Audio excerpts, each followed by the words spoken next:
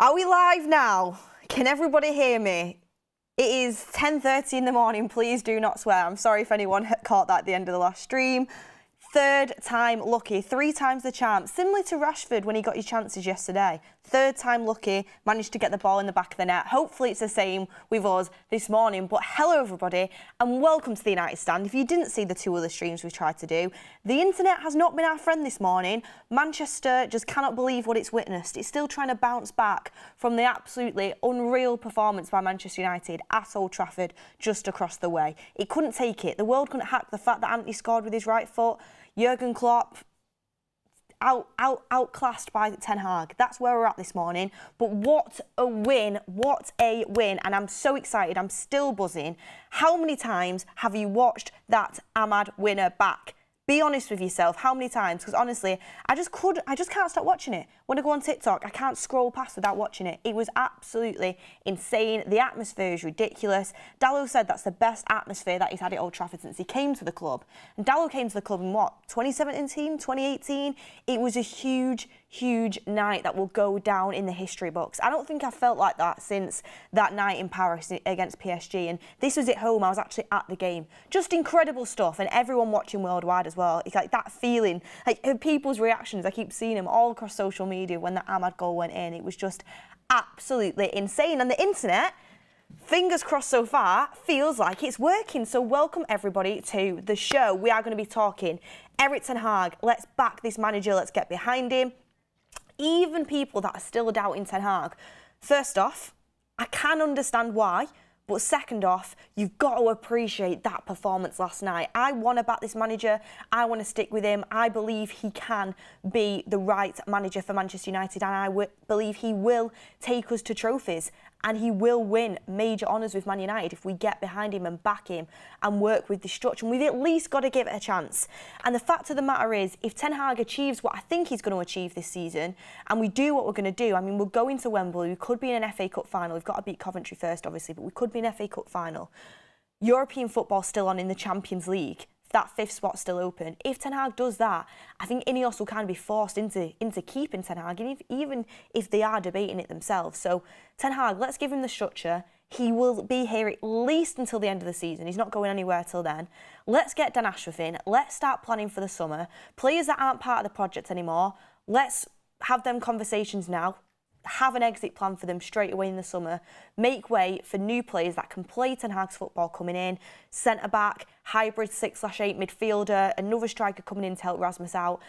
A left-back even. Let's get things cracking. Let's get Dan Ashworth in and let's get things going, because it's been a poor season for Man United, but nights like that remind you why this club is so special. Man City could get all the billions in the world and stack it up, and they couldn't buy an atmosphere like that. You just couldn't. The limbs when the Ahmad goal went in, you can't buy history, you can't buy culture, and that's what it is at Manchester United. And nights like that, and when you have the youth as well, I mean, Kobbie Mainoo, 18, Alejandro Garnacho, 19, Rasmus Højlund, 21, Amad Diallo, I think he's 20. Like, the youth that's coming through. I mean, people forget, Diogo Dalot, I swear Diogo Dalot's just turned 25 today. That's still young, and it feels like he's been at the club for years. So there's a lot of promising things to build off. I think we should be doing that with Ten Hag and at least give him a chance with the new structure. And that starts by getting Ashworth in and starting the ball rolling for the summer, because it's going to come round quicker than you think. 9 games now, I think, left in the Premier League, if I'm not mistaken. March is nearly over, which is crazy. And we're going to be into June and transfer window starts, Euros are on. We got to get planning and we got to get cracking. But welcome everybody to the show. Thank you for staying tuned with me, and thank you for tuning into the show even though we did have some technical difficulties. Already got a super chat in from Sean Atwood saying, good morning Beth, you look beautiful as always. Are you coming to Florida or me to Manchester for our first date? What a game, so many ups and downs. Sean, look. There's been a few super chats in about, you know, going on dates potentially and stuff like that. Obviously, we are here to talk about football, Sean. But tell you what, if Man United win the FA Cup, I'll come to Florida. I'm joking. But, you know, I don't know, Sean. We'll have to wait and see about that one. At the moment, I'm just focusing on Manchester United. I'm just focusing on Man United anyway. Everyone get in the chat how you are feeling. Chris Breezy says Diallo was loving it. One thing I would say is when Jose Mourinho said Diallo right back for the next 10 years, he was onto something. He was onto something. Diogo Diallo, I have always rated him, even in the Ollie days. Even before I was on the channel, I think, I always used to rate him and I always wanted him to be given a chance, and he didn't really get a look in under Ollie. Went on loan, did well, come back to the club, and he's just grown into a top player. And this is how I know people know football. One of my friends is an Arsenal fan, and he was talking about how good Ben White is this season, and he went, do you know what, though, who's been absolutely unreal? Diallo. He watches all football games. He said Diallo's just been incredible, and he has been. He's been absolute quality, and I think he's a future captain. I really do.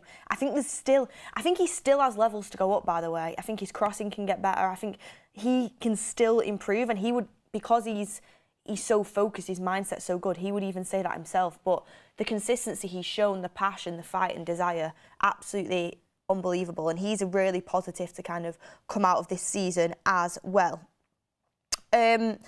Happy birthday to Diogo Diallo as well. A lot of people in the chat recognising it is Diogo Dallo's birthday. And what a birthday for him. What a birthday present. You get through to the semi-final of an FA Cup. You then draw... It would be so typical of Man United to lose to Coventry. I will lose my head if we do that. But we got the best draw. Let's be honest. We got the best draw in Coventry. It was a toss-up between Chelsea and Coventry. Both quite similar in abilities.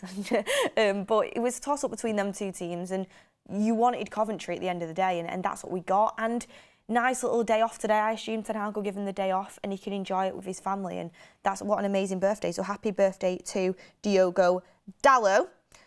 So what is the clear-out, says Alex King. We're going to get on to that now. So when we talk about the clear-out of Manchester United and we talk about bringing Dan Ashworth in, this is what I wanted to talk about on today's morning show. Last night proved that there is a baseline to build from. There's foundations to build this team from. And I think Ten Hag has got something there. I think he has a style of play that he wants to play. People say, what is our style? He has one. There's so many gaping holes in it, and there's so much fragility in it right now, and it's not working every single game. The majority of the time it's not working, but there is a style. And there's a style that can work if he has the players in place to play it. I am a firm believer of that. And to get players in place to play Erik ten Hag's system, we need to clear players out that can't. We need to clear players out that aren't going to be here. And in order to do that, we need to make decisions now. This is the situation we're in, and this is the situation Ineos is in. Ineos is trying to get Dan Ashworth out of Newcastle. That needs to happen ASAP. There's talks that Newcastle kind of really want to do that deal now because they're thinking of getting Paul Mitchell in.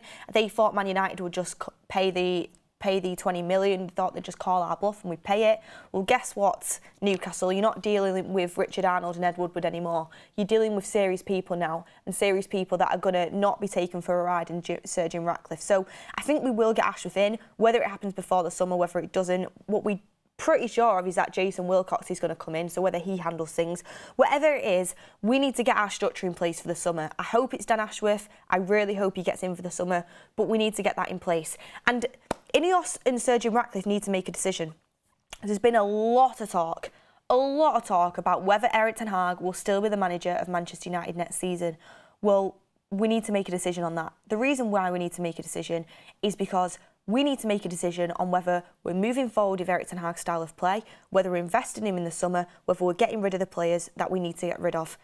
If you get a new manager in, they might want to keep Sancho. Sancho's not staying in a million years under Erik ten Hag. There's so many different decisions that you've got to make under different players, and these need to happen in now. We need to plan in advance for this summer. We can't be going into June blind, not knowing which direction we're going in, not knowing which manager we're going to have. We need a structure, and we need to know what our long-term plan is, and we need to stick to it. I personally think, and get in the comments what you would do, I personally think we should stick with Ten Hag and give him a year under this structure, at least. I think we should, I know, and I've said this so many times, the football this year hasn't been good enough. It's been overall a really poor season, but you can't deny the fact that Ten Hag has dealt with 50 plus illnesses and injuries. The club was being bought. That was all the process was going on behind the scenes. He had the Greenwood situation to deal with in the summer. He had the Sancho situation to deal with. He's even had the Antony situation off the field as well. You know, there's been so many things that has gone on with Erik ten Hag, and we've still managed to get to an FA Cup semi-final. Let's be honest, we're probably going to get to the final. We've got to beat Coventry. Like, I'm not saying it's a guaranteed win, because Coventry did so well in their win against Wolves. He did, and no game's an easy game. Wembley, you know, the magic of the FA Cup. Mad things have happened, but you think we'd get to the FA Cup final, and we could go on and win that game. We could be back-to-back trophies. If we get Champions League football, we have to get Champions League football, I think, for Erik ten Hag to kind of really be secure going into next season. But I think looking at our fixtures and look, the Spurs are Spurs. You know, Spurs are notorious bottlers. Will Ange be able to get that out of him? We'll have to wait and see. And Aston Villa, they're not used to being in this position. Unai Emery's a great manager, of course he is, and I would think that they would do it, but they've got a tough fixture list coming up. So Man United have got a good chance. You know, people expect a manager to come into Manchester United and things just to change overnight, and suddenly we're competing for Premier League, suddenly we're competing for Champions Leagues. When the club is where we're at, where it's been run into the ground for over a decade by bad ownership, bad appointments, bad recruitment, you're at a place where you slowly have to build it back up. And it's not just a steady trajectory back to the top. That, you know, life isn't like that. There's peaks, there's troughs. This season we've underperformed. Ten Hag's the first to admit it. Has he made mistakes? Yes. Has he made some poor substitutions at times? Yes. Does his recruitment need to be questioned? Some of it, yeah. But he also has had great games. That Liverpool game, his in-game management was absolutely spot on. He did Klopp. You know, he's done that in other games as well, this season and last season. And he's proved himself, I think, to be a good tactical manager with a good tactical mind. And people will say, oh, well, his man management, the players played the heck out. They give everything. The players give everything for him yesterday, and yeah, you've got to play for the badge, and of course you're going to give everything against Liverpool at Old Trafford with that sort of atmosphere. But they've give everything for him for the majority of the season. There's some games where it's just been inexcusable, the Bournemouth game, the Fulham game. But Ten Hag speaks about that. We need to get our consistency. And I'm not saying that Ten Hag is the be-all and the end-all, but please just give him a chance with his structure. You know, what do we want? Do we want to go into next season sacking Ten Hag before he's even had a chance to fully get himself sorted and play his style? Or and deal with having Graham Potter as manager? Because that looks like the likely option, by the way. That's a very likely option, that Graham Potter could be Man United's next manager. Is that what we want? Or do we want to give Erik ten Hag a chance? The last thing I want, guys, is for us to be sat here in, you know, 3 years' time, another manager down saying, oh, Ten Hag's doing really well at another club, saying, God, we should have just given him the chance under Sir Jim, we really should have. You know, we've waited nearly a decade, you know, to try and compete for the Prem, for the Champions League, over a decade actually. And we're still not close to it. Give him another year. It's not as if things are going to change drastically. We've dealt with this for a long time, and I'm not saying we should have to, but give him another year. Like, the reason why we actually employed Erik ten Hag to play his style of football, we've not even seen it yet. One, because last season I think he got scared off after the Brentford and Brighton games and kind of found a style of football playing Eriksen, Bruno, Casemiro in a midfield where, you know, we were getting results and we had a good season. Other teams as well weren't quite at the races, like Liverpool weren't at the races last season and stuff like that. This season, I think he went into it trying to play his style of football. Injuries massively shot us in the foot, and we're just not capable of it. There's players in that team that can play in Erik ten Hag's system, but there's a lot of players that can't, and them players need to be shifted out. There's players that can be useful as squad members. Do they stay, do they go? But there's players that need to be shifted out, and this is a clear out. Dan Ashworth, Omar Barada, they need to go through each and every single player. Have they got a future at this club? Can they play the system? Will they keep the levels up if we do have injuries? And that's what we need to do. And we need to make decisions on Greenwood, Sancho, all of that, going into the summer to give us the best possible chance next season. But anyway, a bit of a rant to start the show, everyone. Rory C says, who in the squad would you like to see stay on for next season? Probably easier to phrase it that way because more need to go than to stay, in my opinion. Yeah, Rory, I'm going to get into that. And not taking anything away from the players yesterday because everyone put a shift in. Everyone did what they needed to do and they played for the badge and they turned up. So credit where credit's due. You know, do I necessarily think Aaron Wan-Bissaka has a huge future at the club? No, but excellent. Sacrificed, just come back from injury, slots into left back and pockets Mo Salah, thank you very much. Unbelievable stuff. Lindelof, I've criticised him for being too soft. He was great yesterday. I think he dealt with like a 5-on-2. He showed Núñez the back door a few times. That sounded weird.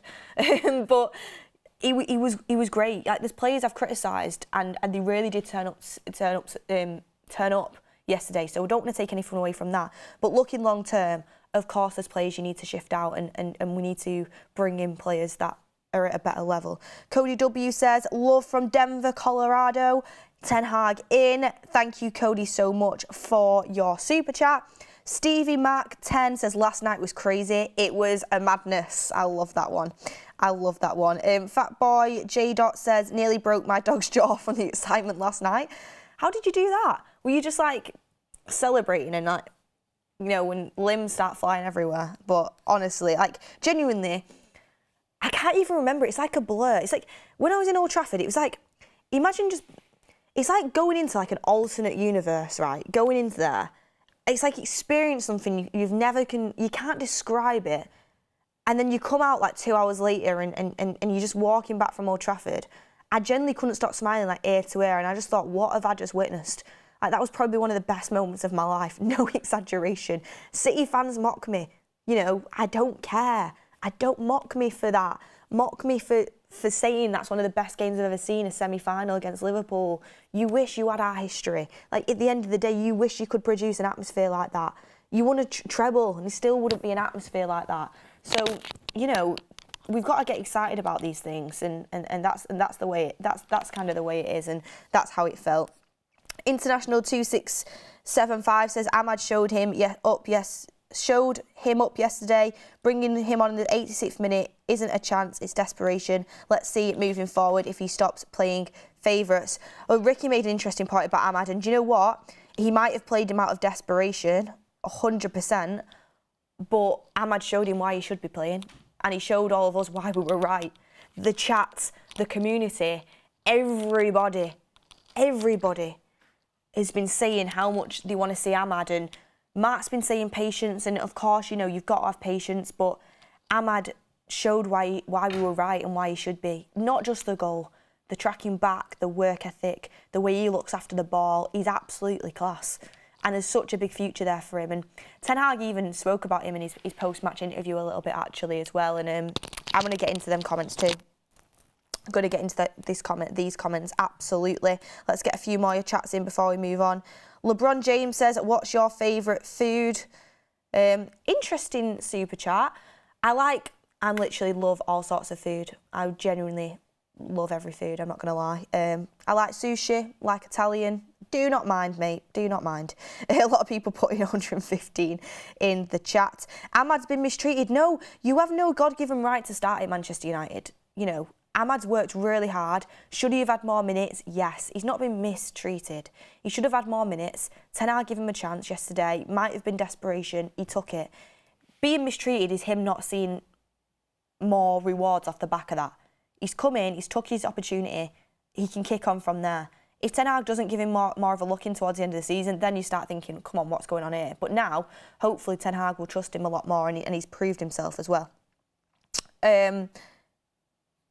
Nick Hughes says Rashford only got his chance when he came through desperation. Yeah, again, you know, you've got to take your opportunities. But I want to speak a little bit about Amad Diallo, actually. And to be fair, we were speaking about the clear-out, weren't we? I'll come back to that. I'll speak about Amad for a second now, and then I'll speak about the clear-out after that. So, we were talking about I'm trying to see Erik ten Hag's quote on Amad.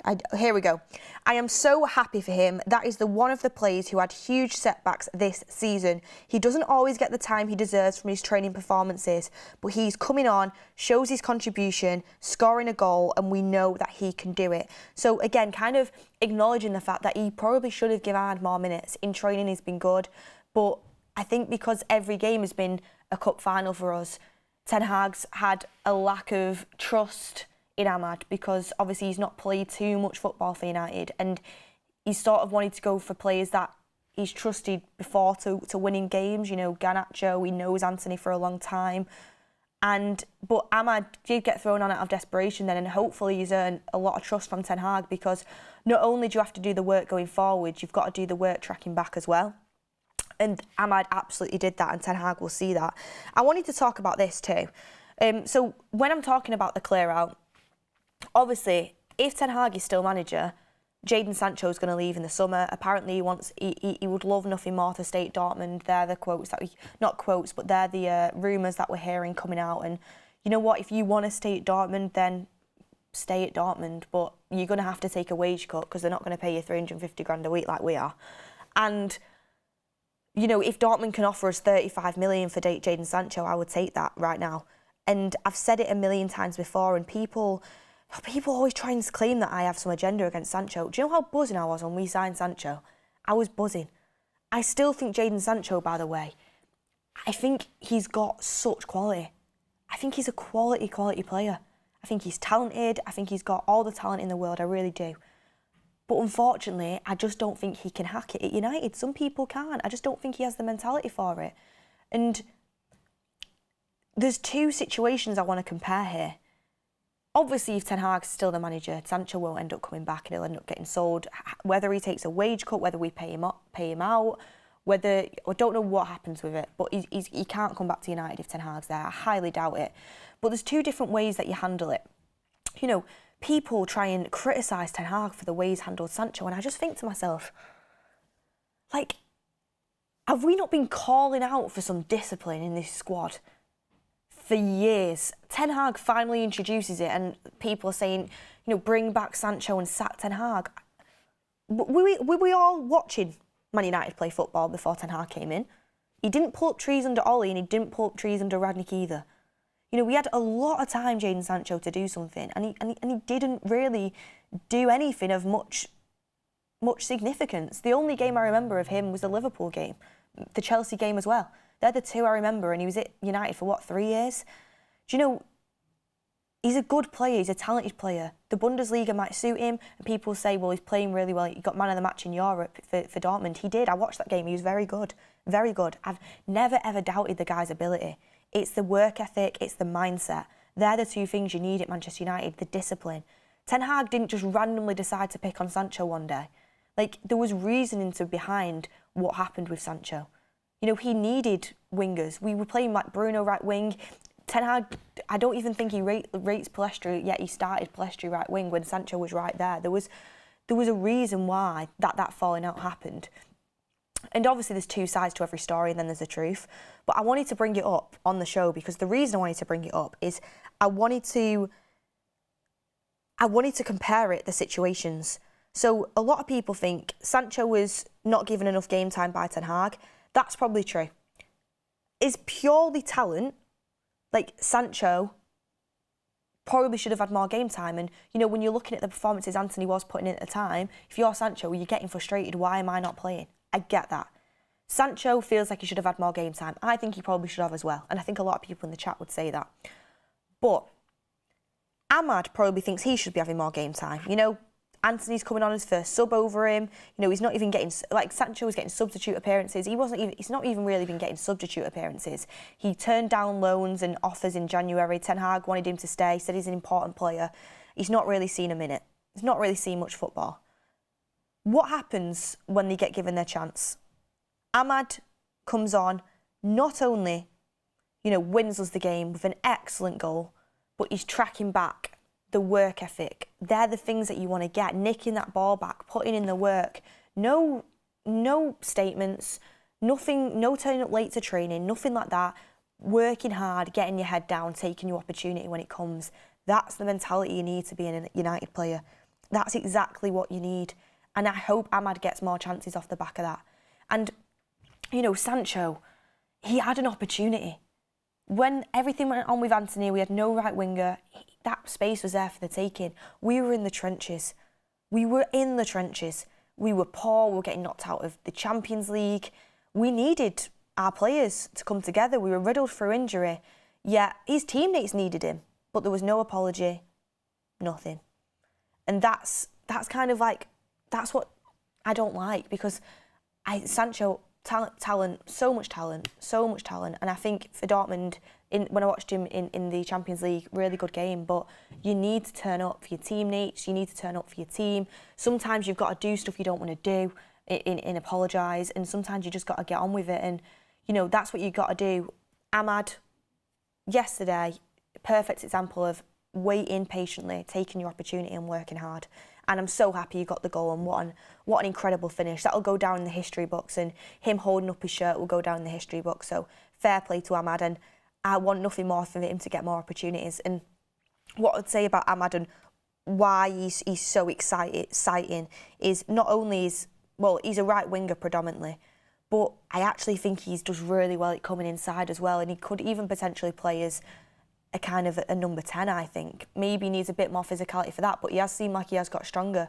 I think he can play multiple positions, Amad, so good on the ball, and that's exactly what we need. And Ten Hag loves a left footer on the right-hand side, and he provides that too. So I definitely think there's a future for Amad in this Erik Ten Hag system and with Erik Ten Hag's style of play. I think it's just building that trust. And, you know, people will forget about this, but Garnacho last season got introduced as like an impact sub. He never started games. Sometimes he didn't even get much minutes towards the end of a game. But he made his name by, you know, taking them opportunities. Amad, I feel like, is maybe getting introduced by Ten Hag in a similar sort of fashion. And hopefully he can build off that now, build the trust with the manager. And, I mean, look at Garnacho now. He went from not being able to get a start, and only people were saying he's just an impact sub. I always knew he was going to be great. I mean, I think a lot of this community knew that. You could just see it. But he went from, is he just an impact sub, to literally one of the first names on the team sheet. Absolutely unbelievable. 120 minutes of pure effort, determination, whilst carrying an injury. And Ten Hag relies on him so much. I think I think Garnacho is Ten Hag's probably favourite forward player right now of them all, like the most he relies upon. So, you know, you can progress in this team. Ten Hag showed that. You've just got to repay him when he gives you them opportunities.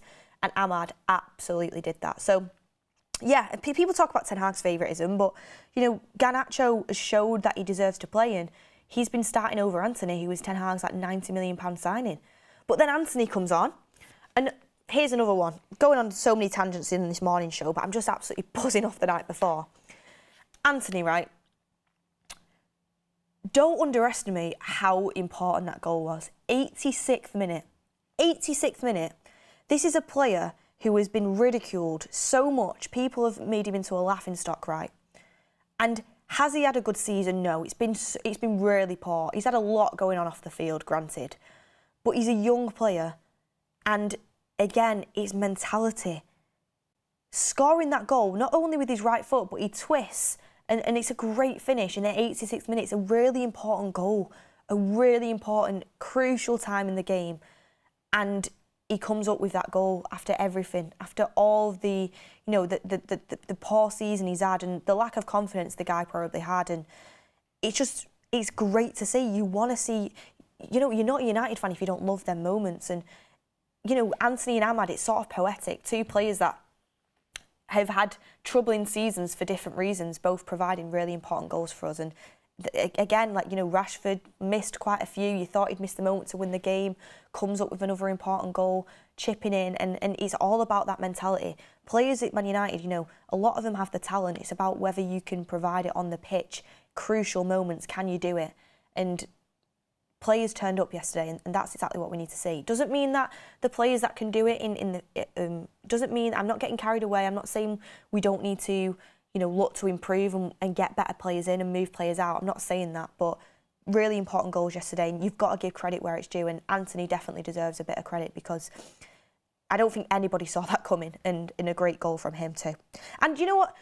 He doesn't score many, but he scored a couple of important ones. Barcelona came up with a great goal in that game, remember, at Old Trafford, and now to send us through to semi-finals. So hopefully more to come, and he can kick on from that. Because I personally didn't think I could see a future for Antony at United, and I still don't really. I still don't think he's good enough. But if he can keep scoring goals like that, prove to me that you are, and I'd love nothing more than to be proven wrong, and I think everybody feels like that as well. We've got a few chats coming in. Simon G. Kelly says, very proud of the team yesterday. Also, get in your super chats and your chats about what players you'd want to shift out, what positions you'd be looking for in the summer, what are your priority positions, where should be addressing, what are your feelings on Erik Ten Hag right now? Get in the chat your say. Is Amad missing Wembley? No, he will miss the Brentford game. He will miss the Brentford game in the Premier League because it counts towards the Premier League as well. So one game, the Brentford game. So Amad will be available for Wembley, which is great. D Frizzy says Garnacho got way more minutes than Nancy. Yeah, but he's building up. I feel like Amad's building up with it as well. If you're good enough, you'll play, says 3 AM. The one thing I would say though as well is like Amad is good enough, and I do think he should have got more minutes. Like I think Ten Hag needs to trust him more. And I do think he should have had more minutes, and hopefully he gets that into the future. Somebody mentioning Souness coming out of retirement just to watch it, have a front row seat to Liverpool's funeral. Oh, you just love it. You just love it. How long is it that Souness hasn't been on Sky Sports, right? And he comes back to do the Liverpool United game, thinking that Liverpool were going to beat United, and he was going to be, you know, sat there on Sky Sports having a good old slagging off session about United, and instead a humbling occurs and he has front row seats to it, witnessing the theatre in action. You've got to love it. You've got to love it. Also, I just want to mention, Jurgen Klopp's obviously been a great character in the Premier League for years, and he's brought a character to the Premier League. There's no doubting he's an incredible manager.